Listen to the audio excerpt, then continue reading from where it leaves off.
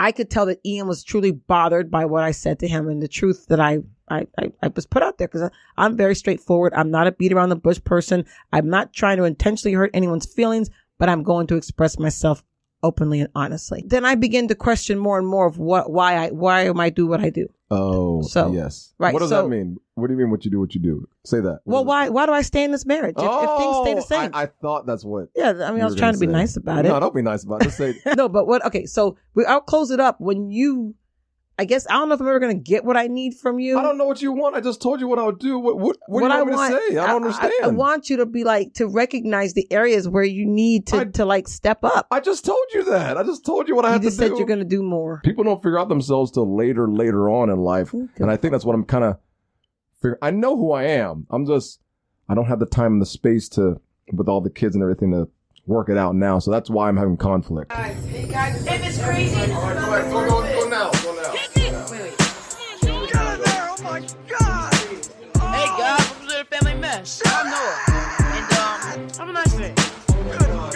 I love the family mess. Oh my God. Welcome to the Family Mess Podcast. I'm your host, Ian, and this is my wife and co-host, Natalie.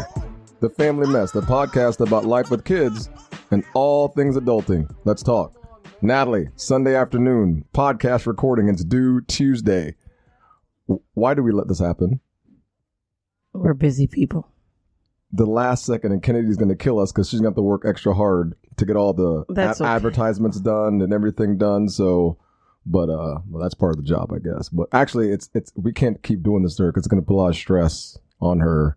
Yes, we should get a better plan. And what do you mean better plan? She's already given us the plan. We have to follow it. Okay, There's no plan. We need to follow the plan. No, you need to follow the plan. I've already been waiting to follow the plan. She said, do a video every week to tell them what you're going to talk about. Give it to her so she can post. I forget about that part. I'm telling you. There's so much that goes on with this kind of stuff. No, there's not. She laid it out, and I even told you, I'm like, Natalie, we got to do a video. So why don't you do a video by yourself? Do you have to do it with me? Kennedy specifically said the video needs to have me and you in there. But did you remind me? I always remind you, but your head's turned the other direction all the time. I don't know. Well, let's go ahead and get into the show today. Before we get into the show, Natalie wants to talk about her 5 minutes of pound. I need to get some music to I don't want to talk about no 5 minutes of pounds. Because right now, it's part of the show. So. I am feeling defeated. Why? Ian had the nerve to come and tell me about one of our friends who's lost 15 pounds. I didn't mean to, and the friend is listening right now. I'm sorry. I apologize. I knew Natalie. But that's a good thing for her, though. That's a great thing. Oh, well, yes, for her, I'm happy for her to lose her weight. But for me, I'm like, oh, come on. Everybody losing weight. My friend's son's mom lost weight. She's looking great. You know, when you lose weight, you don't realize how your face got a little fullness to it. And when you lose weight, your face gets kind of more thinner.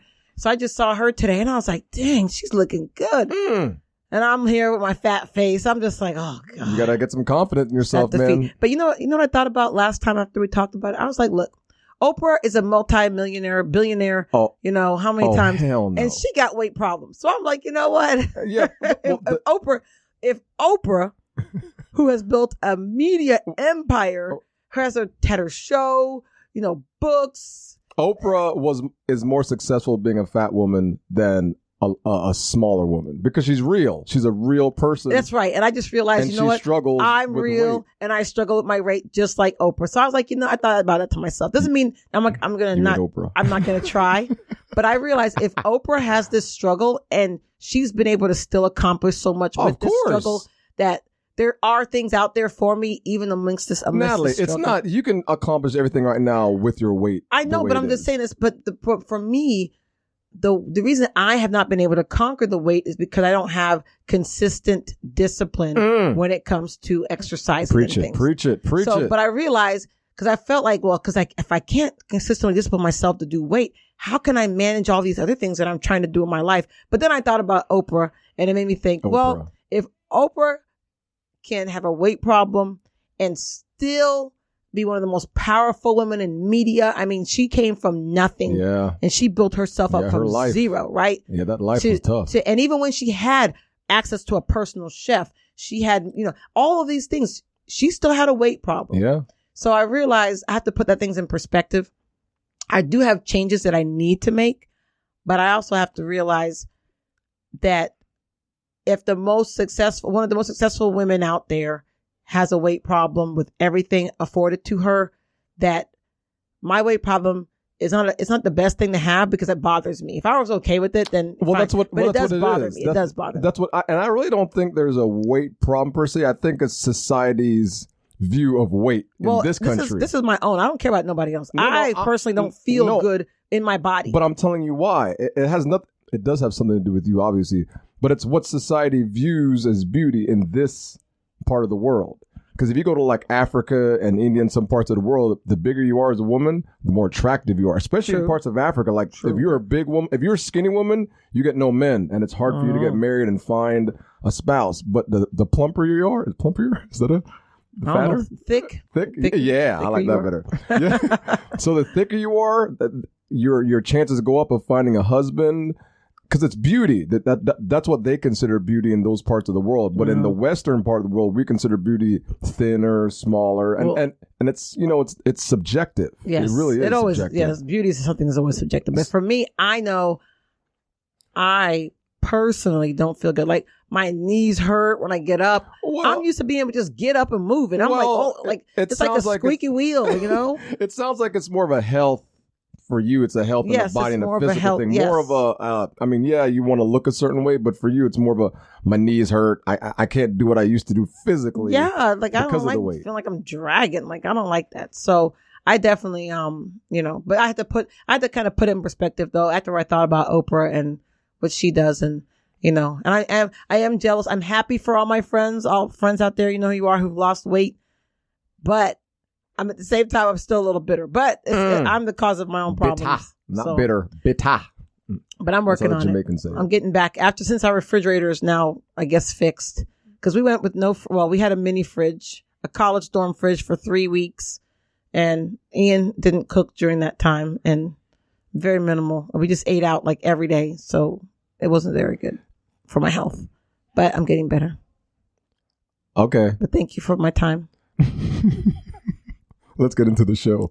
Well, we're going to go ahead and continue the show from last podcast where Natalie and I spoke about our mission. Ian conceded in the last podcast, and then he shut down because he had an emotional breakdown. What I said. I don't know if I had an emotional breakdown. I was hurt. I don't know. I was hurt. Yeah, that's a better word to put it. Yes. Ian, you know what? Ian was extremely hurt. You know what? An emotional breakdown is a good way of putting it. And Natalie just said something, and I'm not gonna lie, man. She said it, and I was up all night thinking about it. I couldn't even sleep. Really?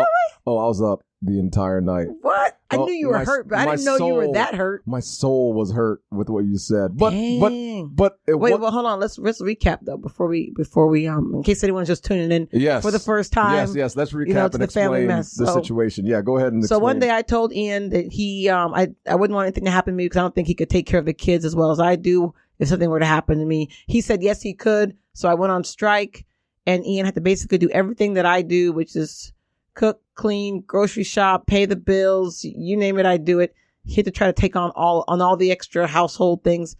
He took all of those on, and it was supposed to be through January, and Ian quit 2 weeks early, or actually a month early.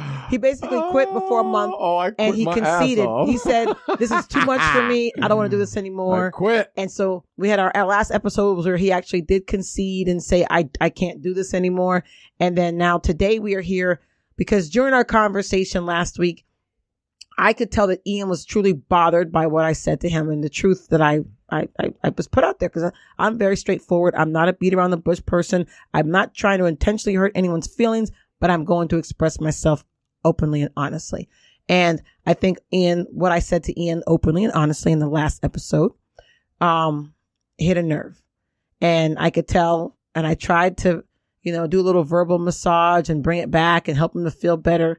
But I guess that didn't quite work. So he was hurt, and he kind of shut down during the episode last week. I don't remember shutting down. Oh, go back and listen. You shut down. I think, but when you go back and listen, it almost has like a brick wall.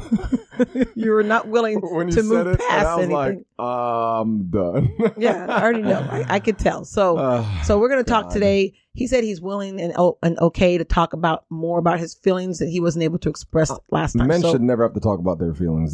I don't know why I agreed to this. This is This is ridiculous. But I think it'll bring us some closure because I felt like we did not close out. I thought we anything. did. No, it just was more. Did close it out. No, because you wouldn't answer anything. You just wouldn't. I did answer anything. You just didn't like the answers that I gave. You didn't want to answer. No. Didn't like the answers I gave. So, all right. So, Ian, tell us about how you're feeling now. What happened? What happened last episode? Well, I mean, it is what it is. You said some things and it hurt me, but it was true. They were true things that you said. You didn't need me. You said, I don't need you. I mean, how do you say? I don't need you. I can still make it without you. I don't need you, but we're here. And I'm like, damn. But I said, I want you in my life. I did say that. But not needing someone, it still hurts. You don't need me. Damn. But you want me. See, you want me. That means there's a choice. You see what I'm saying? There's a choice there. So it's like, damn. No, it's not compulsion. What it comes I'm not afraid. Yeah. What it comes down is you're not really, which is a good thing. When I sat back and think about it, you're really not dependent on me for anything, which is, I wish more people were like that for their spouses. Like, if anything were to happen to that spouse, you can still move on with life. You're not dependent on them. Whether it's love or whatever else, you're not dependent on them. That hurt me, man. I was up all night. I couldn't stop thinking about it. I was up from the time you said I was mad as hell. I wasn't mad at you, obviously, but I was mad, but I couldn't sleep. I was up, my eyes wide open, and it kept running. Your stupid ass words kept running in my head. But what bothered you the most? It's what you said. Like you didn't need me. What about it bothered you? No, just that you saying it meant I was alone. Like I felt alone, and I was like, damn, she don't need me. Like, but I then started thinking back how I kind of abandoned you the last couple of years with the kids, and I was like, you know what? I deserve it because I kind of left you in that same situation for years, and then I gained a different perspective after that, and I realized, you know what? I didn't treat you very good in the for a long time, really bad. So I said, you know what? It's only fair that she says that, and it's true. I mean, the truth hurts, but I think people have to listen to the truth, really listen to it, and not get mad. And if you do get mad, just kind of sit back and reflect to see what like you did in the relationship, because it takes two in the relationship for anything to happen, whether it's to argue, plan for divorce or whatever kind of decisions you make as a couple. It's not just one-sided unless you cheated or something. But even if a person cheats, there's a reason why they cheat. Just don't cheat unless they're just a bad person. That happens. Yeah. That happens sometimes too. But so that's the conclusion I came up with after last time. So, I mean, like I said, I really had no idea that I bothered you. I knew it bothered you. Oh, when I was looking at you sleeping, I was like, I hate you. You're just sleeping, snoring, and I'm like, hey, how can she sleep? Hey, that's like the time I threw water on you. Yes, that's the same time when you threw water on my face. I was like, I'm looking at her, I'm like, how can she sleep? And you were sleeping good too. You were snoring. I'm like, oh, that means I was tired because I only snore when I'm super tired. Sleep and snore, and I had to go to work the next day, and I remember getting up in the morning, and I think I woke up and I was like, Natalie, I'm not gonna leave you. I don't know why you want me by myself. I said something like that, and you answered me and went back to sleep. I'm like, oh my God, I can't believe this. I guess I'm afraid of being alone, but the reality is, if it happens, it happens. I can't let your words, affect me to the point where I don't do anything. I just have to take it as is and just tell you, hey, you're right. I messed up. The words hurt, but they had to be said. That's the way it is. They have to be said. I can't sit back and be a child. Right. In an adult relationship. I have to, hear and be able to kind of process the information that you said and then make a decision from there. So I'm past the mad stage and grieving stage. What's the next stage? I don't know. That's not death, Dan. It's not the 7 steps of or 5 steps of grieving. It should be 5 steps of whatever the hell you just told me. 5 steps of denial. I don't know what it was. Well, but this kind of, to me, goes back to why communication is so important, right? So me being able to verbalize to you how I felt and what I wanted from you, and then you realizing like, oh, snap, like, that's not what I've done. That's not, but if I wasn't able to verbalize, like, that's why communication is so important. Like, it's like the number one thing. Why do we always mention that on the show? Do people communicate with each other? No, in relationships? Don't. People in life and in relationships don't communicate with each other. But I think that's a very important thing. I was talking to a coworker last week about that, and I think a lot of things get lost in communications or lack of communication. People will assume things without really getting the facts and go on that, and sometimes they react for something that wasn't necessarily true or intentional or, and I think if more people spoke to each other And we're afraid of the consequence of that. conflict. Well, not the conflict, the consequence of the conversation. Oh, yeah. Because people don't want to talk about it because they're afraid the person's going to get mad or they're going to be hurt. Yeah. But you don't know unless you try and have that conversation. It may be difficult. It could be hurtful, but you have to have that. It's like with friendship, with relationships, with people you work with at your job. I mean, instead of being passive aggressive, you have all, and what happens is you have all these thoughts in your head, and then that affects how you interact with that person. Yeah. But if you were to maybe talk to them about it, you may have a different viewpoint and not have that animosity or whatever it is that you have, because that communication is there. And the other person could be feeling the same way you do. Yeah, you just don't know. And you have no idea until you talk to them. But most people would rather avoid the hard conversations. Yes. Than to have them. And I'm different in that way, that I want the hard conversation. Yeah, you do. And you're like I run from. You're like a roly poly. I want nothing. Or that turtle. You're like a turtle. I want nothing to do with the conversation. Yeah, right. I just want to avoid it, and then hopefully it goes away. But as I get older and older and mature, I guess I should be mature by now, but you know what I mean. As I get with age comes older wisdom. and wiser, I mean, I realize you can't. That's not the way to operate in life. You can't just run away all the time, because eventually something's going to catch up with you where you can't run away, and you got to face it. Yes. And either you face it or you're going to struggle forever. I mean, even at my job, I think at any job, really, not just mine, but if people would communicate, I was telling a coworker, if people would just communicate more, just stop being afraid. And that's a thing that happens at workplaces, anywhere, really. Well, it's anywhere there are people. Yeah, I mean, anywhere it's a people thing. And then what happens is somebody's getting in trouble for something because somebody assumed something, somebody heard something, somebody didn't tell the person they were hurt. I'm like, and I keep telling people, I'm like, we're not kids, but I think adults are just big kids. Yeah, and we're not taught to communicate either. Adults don't change. Adults are big kids. When you see kids acting for stupid stuff on the playground at school with each other, adults do the exact. Well, I started looking back to that. I'm like, oh my God, they're acting like school children. It was weird, but they're just adults acting just like kids. They never learn how to communicate. Right. They kind of bully other adults. Yeah. They form groups. And, it takes a lot of self-reflection and understanding, and then most of us don't ever deep dive into ourselves. And, yes. And that's where I like that. Like deep dive. My thing is always therapy, because it makes you start to think. You begin to it makes you question more things. Like I just met with like a life coach for the first time, and like everything I would answer. Can we announce her on the show? Because let's talk to Rita. She's going to be back on the show. Rita we got to do some advertisements and stuff like that to get her on there. Well, we have to get. I'll talk to her. But anyway, so I talked to her life coach. Thank you, Rita. And so she was like, "Oh, how are you?" Or she'd say a question. I'd be like, "Oh, it's fine." And then she's like, "Okay, well, how?" She would always have this more probing. She wants like a deeper answer. Of course. Because of course, most of us are used to surface level talking. Most of us don't have deep conversations with anyone. So, it was like, oh God, and I got to go actually like tell her my feelings. I know my feelings, but I just don't want to share them. Most people I realized don't like to go there. I found this out during my... Well, you don't either. I mean, this is part of what we're talking about today. I know I don't, but I found this out firsthand during my seminary class. During this fall semester, that even people in seminary and the church, the ministry, have deep-rooted problems. Actually, of course, because it's people. But actually, it's worse for them because they're a model, they're a leader, right? So now imagine you're a leader and you have these deep-rooted problems and you're still trying to lead other people. Well, that guy, that's a whole other show. I know. I'm not going to go into it. I'm just saying. But that's one of those things where we as people look up too much to other people. Yes. And it's not that you can't look up to them, but you have to still remember their shit stinks too. Yes. And they make mistakes. I mean, we just have no grace for people in our society. They're just like everybody else. Yeah, and they're going to make mistakes. Then the people standing up feel guilty for making mistakes. They're like, but they're people. That's the thing. People forget. Yeah, they're not robots. All of us are human beings. All of us will make mistakes. And that's one of the things I've realized a lot in life lately is that we don't give each other grace.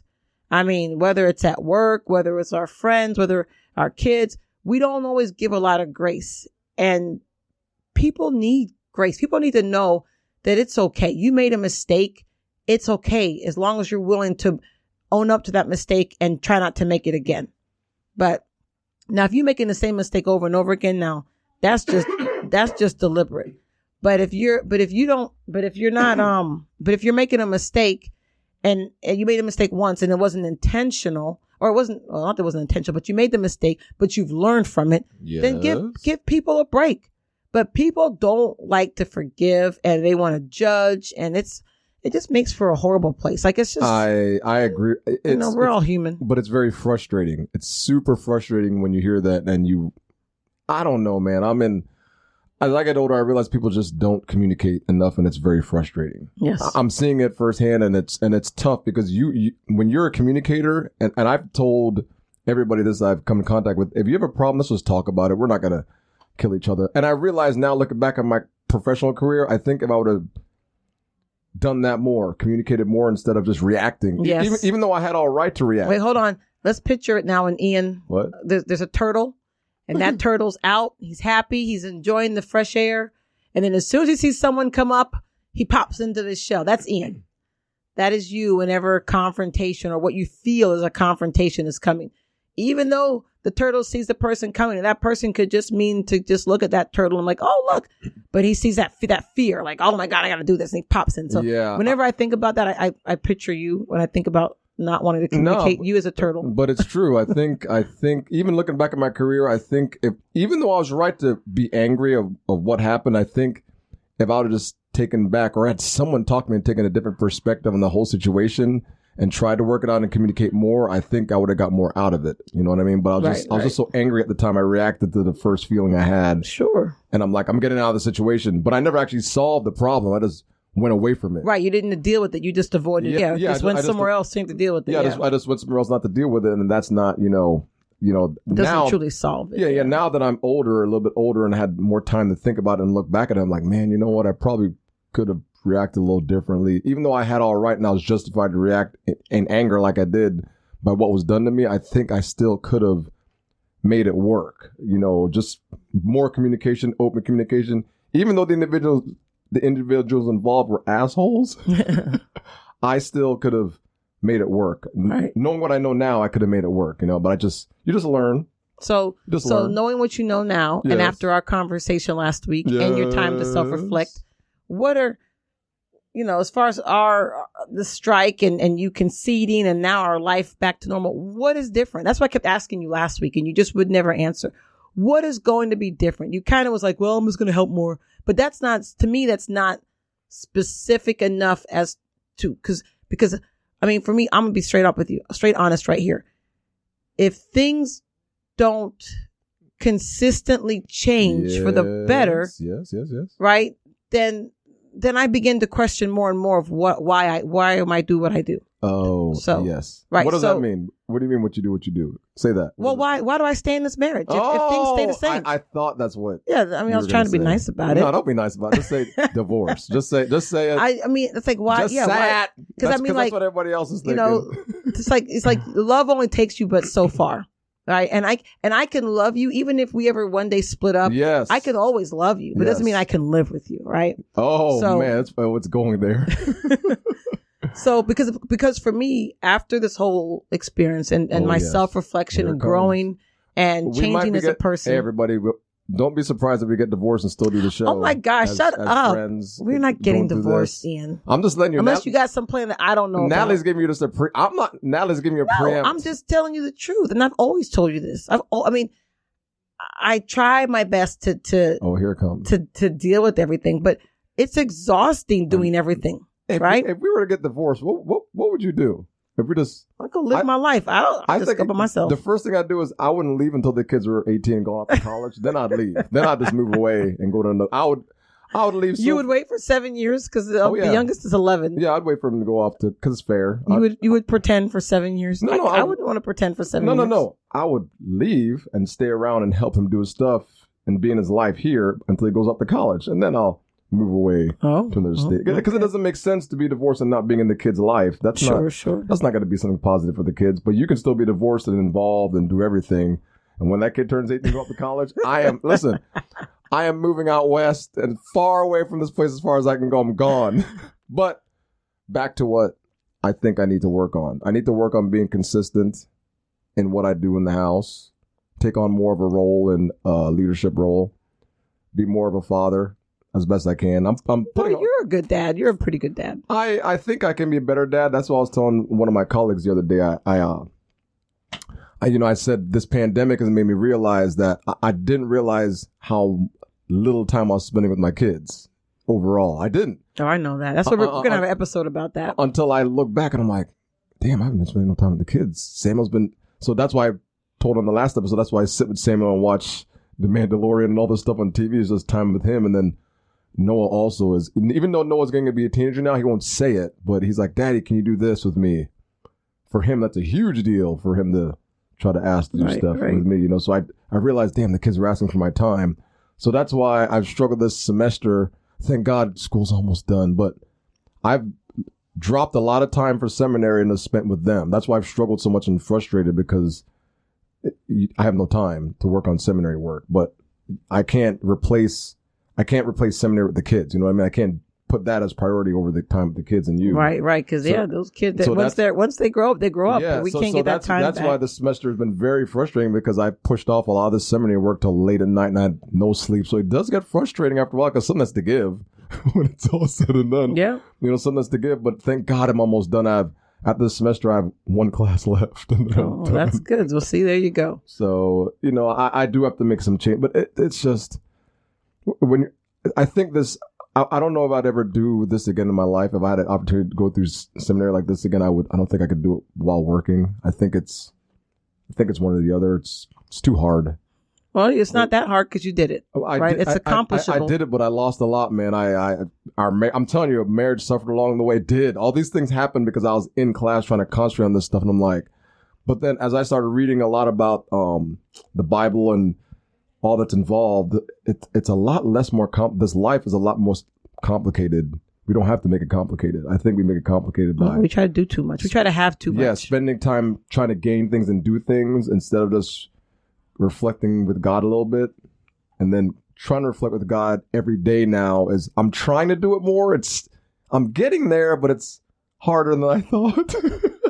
That's what I was talking to Pastor Jim. I'm like, this is much harder than I thought, but I'm heading that direction to try to change more.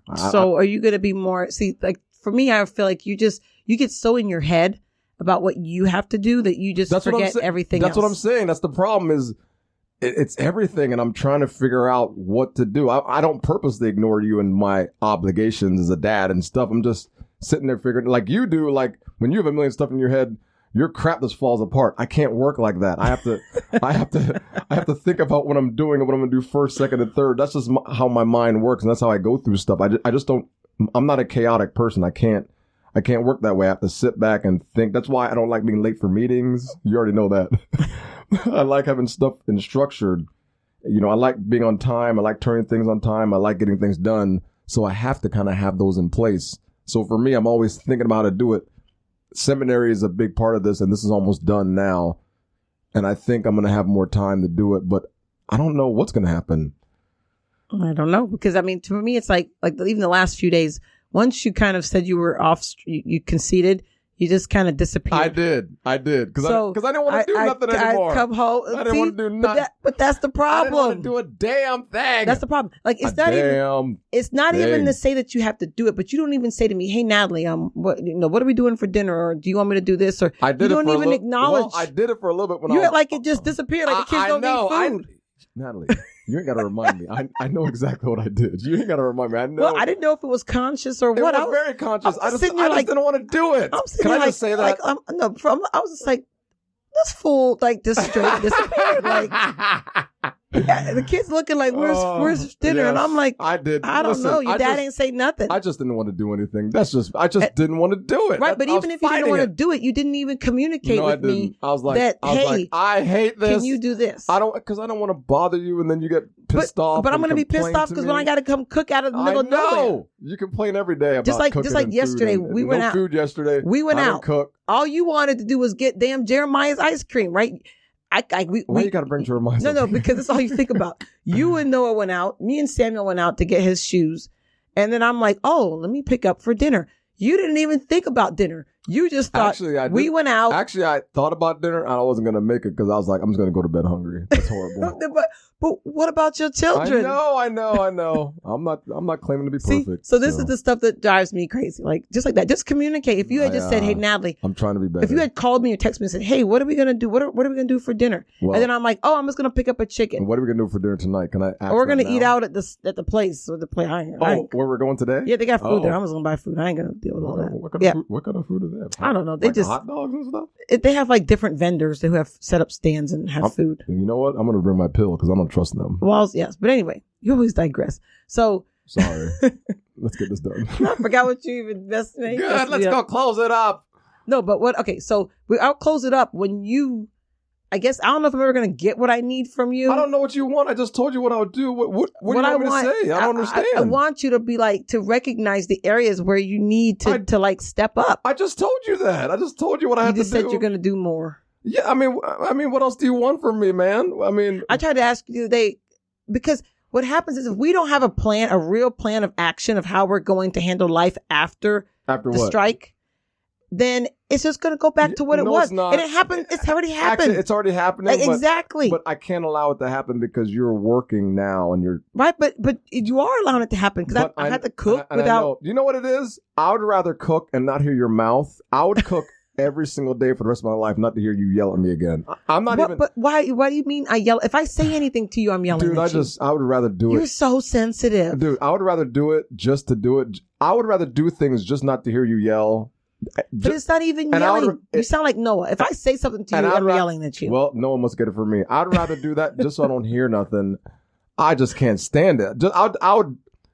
That's why I do stuff. I don't do stuff because I want to. I don't do anything. I do it because I don't want to be annoyed. Well, I don't do anything because I want to. I do it because I'm responsible for it. That's what I'm trying to say. I hate to cook. I can't stand cooking.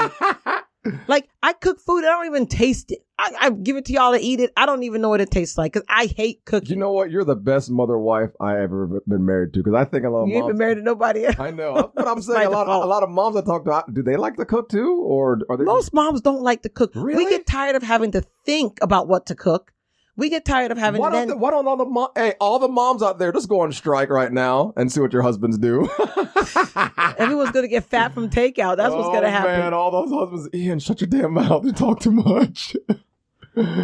Well, I don't know what you want me to say, man. I told you what I was going to do. I'm trying to figure out what do you want me to say. I'm going to tell you what I what do you want? That's what I'm going to do. Say it. I was hoping to get it. I was hoping to get it from you because you had a realization of really and a grasp of really all the things that I do. Now tell me. But you don't. I realize you really don't. Go ahead and tell me what you want me to say because I guess we're not on the same page here. What I want. Go ahead. What I'm asking from you from this strike, what I need to get out of this strike is that you will be a 50-50 partner in life that I don't have to think for both of us. Life is that you're going to think, you will think for the family as well as I will think for the family. So like yesterday, when we both went out, you would have thought, hey, let me text Natalie and see what are our plans for dinner, right? I want those thoughts to be in your head. The thoughts of taking care of the family. That's what I want. You want me to be somebody else I'm not. Well, you put a reminder in your damn phone. Talk to Natalie about what's for dinner. I know what you want. You have this. I don't want you to be who you're not, but I just need a partner in life. I might not be that partner. That's what I'm saying. We're going to be headed for divorce, but listen, I'm not lying to you, man. I'm telling you the truth. I say I'm going to try to do these things like I've always done. And I'm going to try to do the best I can. If you don't like it, then that's the way it is. I'm not looking for perfection. I'm just looking for a partner in life. You've been looking for this partner for a long time. I have. And I've been very patient. And I've been patient with you for 17 years. It's not. But you have evolved. I have. You have evolved. Well, that's my point. So I don't just give up on you while you're evolving. I'm giving you the opportunity to evolve. But if there comes a point where you just go back to I'm doing whatever I want to do and whatever to everybody else, well, then that's a problem. But you're never going to divorce because you're attempting, you're making an attempt to improve us. I mean, that's like me when I used to talk to you a certain way, you didn't like it. Like now, I had to make an attempt to improve. because you weren't, I'm not being respected around here, all that kind of stuff. You don't have any respect for me. You're making fun of me right now. Well, because it was just like, oh my God. We talked about that in the episode about respect, because men, respect is huge with men. Huge. I take that back. I don't care about that anymore. So I take that back. Yeah. So wait, well, hold on. We need to wrap up. But why don't you care about it? I think marriage is more about a two-way street. Respect and all that crap. That is men being macho and dumb. It really is. Well, insecure. Yes, but it's important to a lot of men, that respect factor. You as well. It was important to you for a long time. But I was just being a little bitch at the time. I'm telling you, the truth was I just wanted what I wanted because I was selfish. Okay, I'm being real now. Oh, I know you selfish. What I want. You ain't got to emphasize it, damn it. But I'm just telling you how I was. Now I look back, I'm like, man, I was being a real bitch about who I was. I just don't want to do anything at times, and that's just me. Me in general. I know you don't like that, but sometimes I just don't want to do anything. Doesn't mean I'm like that too, but it's okay. It doesn't mean that I don't ever want to do anything. It's just that at the time for a little stint there, I might just be stressed. Usually it's just, sometimes I just want to stop it all. Like, I want that all the time. That's the thing. I want the same things. I go through the same thing you do. I want to stop going to work. I want to stop seminary. I just want to stop and just go crawl away. Yeah, you just want to hide under a rock. And life just doesn't bother you. A sabbatical. That's what it is. Like a long sabbatical away from life. Yeah. But the thing is, even though I'm on a sabbatical, I'll still get paid and my bills will get paid. You know what I mean? Just you want all the craziness of life to stop. And then the quietness of wherever I'm at, just be there for a while, collect my thoughts, and then find myself and then go back. Yeah, I agree. I've never had a chance to do that ever. And I think most people listening now have never done anything like that. And I think you're just, every day you're doing something, it adds on to the pile. Adds on. It's just more stress. You're trying to figure out who you are. And people never get to figure out who they are until later on, way later on in life, when your kids are grown, maybe after one or two divorces. Yeah. And then people are like, you know what? This is who I am. People don't figure out themselves till later on in life. Okay. And I think that's what I'm kind of figuring. I know who I am. I don't have the time and the space with all the kids and everything, to work it out now. So that's why I'm having conflict. Right. And I mean, what you've expressed is something that I've gone through, and women, men, everybody, I think, goes through that. Yes. And when I don't want to do it, I just still do. Oh, there was this thing. Hold on real quick. There was this write-up, and it was about washing the dishes 3 times. 3 times in a row?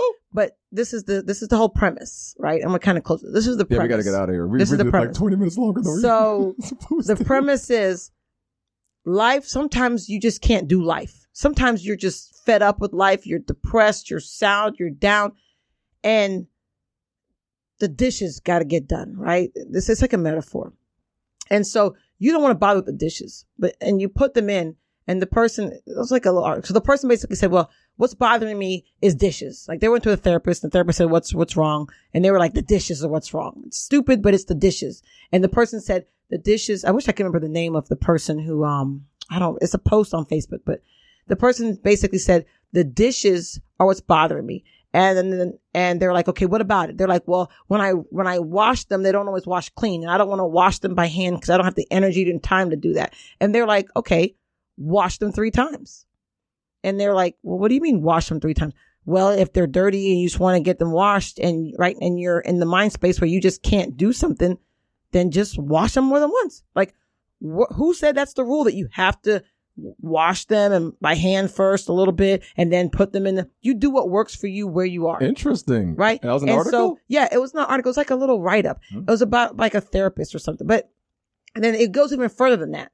And the person's like, sometimes I feel like I can't even, like shower or whatever. And the person ended up laying down in the shower, right? They want to get clean, but they don't have the energy to stand up. You just want to do what you want to do at the time. You don't want you need to survive, right? Yes, you just survive that moment, because the person was basically depressed. And so they, washed the dishes 3 times, and then they decided to lay in the shower because they didn't have the energy to stand up. Yes. And they did those things, coping things just to get through until they got to a point in life that they can handle those tasks again. It's giving yourself grace, right?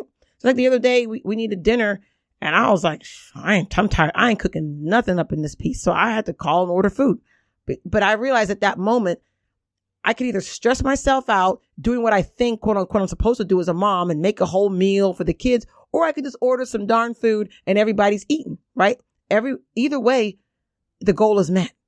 but one's less stressful on me in that moment that I didn't have the energy to do it than the other. Oh, so that's I know it's a little bit off topic story, but it was really good. No, that's very powerful though. I never thought about it like that. Those coping, I think people are having problems with coping just in general. I mean, coping is tough.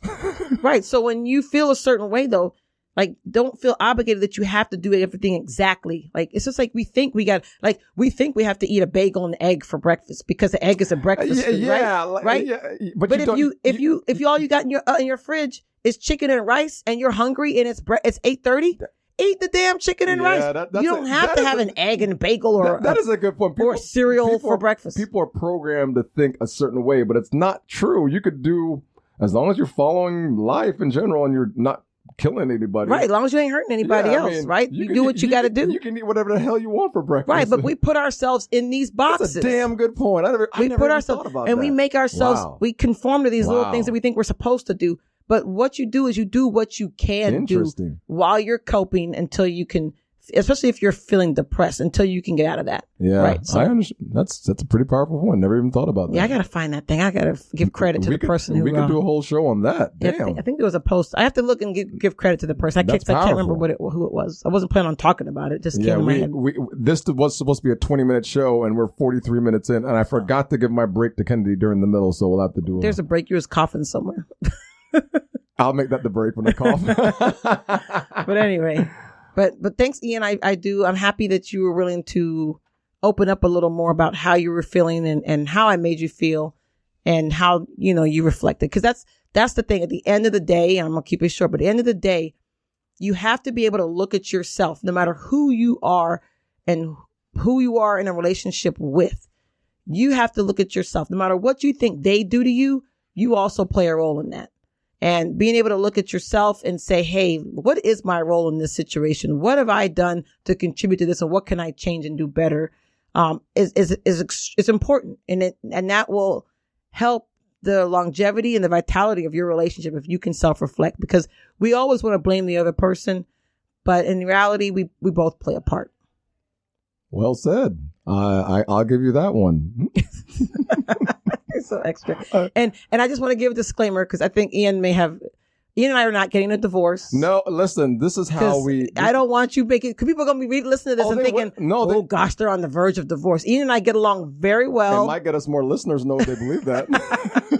But Ian and I get along very well, and we work through our stuff. We're learning. And we're okay. Both of us are learning to this marriage and how to grow into it. That's all it is. I mean, It's not, we're going to always, and Natalie and I are very different people, but we're also the same in a lot of ways. We have the same values, but we have different personalities and different things. But I think we wouldn't change anything. Our personalities is what makes us work. So I have to admit, I like your punk ass.